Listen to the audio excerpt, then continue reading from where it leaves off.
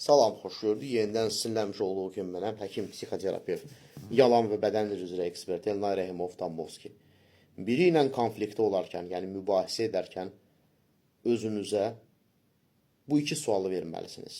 Birincisi, mən bu konflikti edirəm ki, hər hansı bir problemi həll edim, yoxsa bu konflikti edirəm ki, kimisə açıq-aşkar və yaxud da gizlicə cəzalandırım və ya kiminsə üzərində açıq-aşkar üstünlüyümü qoruyub saxlayım və yaxud da bunu gizlicəm eləyim.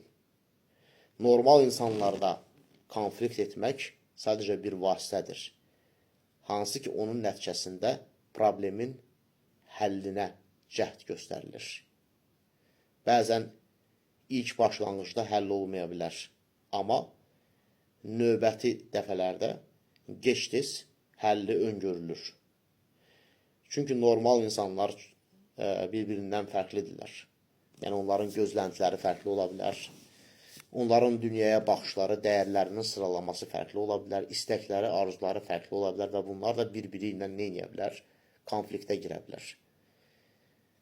Ona görə ortaq nöqtə tapmaq ağıllı insanların konfliktdən istifadə etdiyi, lakin onun vasitə bildiyi bir metoddur.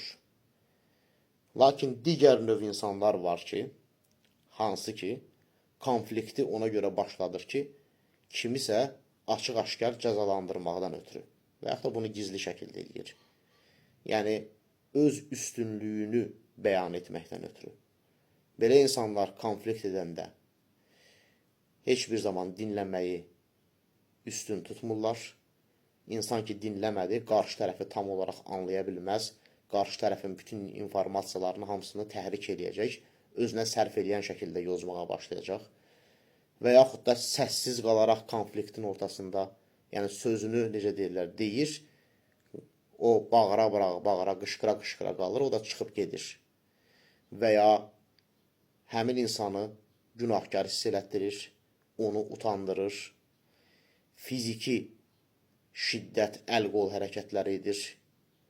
Yəni, bu tip konfliktlər problemin həlli deyildir. Əksinə problemləri gündəmdə saxlamaq üçündür. Hansı ki, daha çox biz praktikalara rast gəlirik ki, narsistlər, duyğusal olaraq nataraz insanlar, paranoid pozuntusu olan insanlar, sosiopatlar, psixopatlar, bu kimi insanlar bu tip konfliktləri başladırlar. Yəni, o insanlar üçün konflikt bir problem həll eləmə metodu deyildir.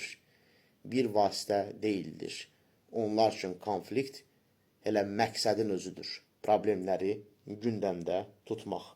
Ona görə həm siz kimlənsə konflikt eləyəndə, həm də kimsə sizinlə konflikti başladanda o adamın özünün fərqində olmasa belə, bu sualı özünüzə verin. Görəsən, o məndən nəyə görə konflikt eləyir? Real problemin həllinə çalışır, yoxsa üstünlüyünü sübut eləməyə çalışır? Və yaxud da mən niyə konflikt eləyirəm?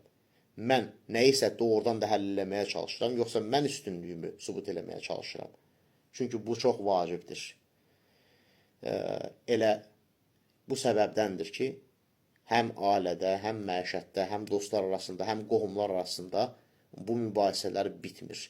Çünki mübahisənin məqsədi məkirlidir. Çünki mübahisənin məqsədi əslində başqasına zərər vurmaqdır. Hansısa bir problemin həllinə yanaşmaq deyildir. Diqqətinizə görə minnətdaram. Sağ olun.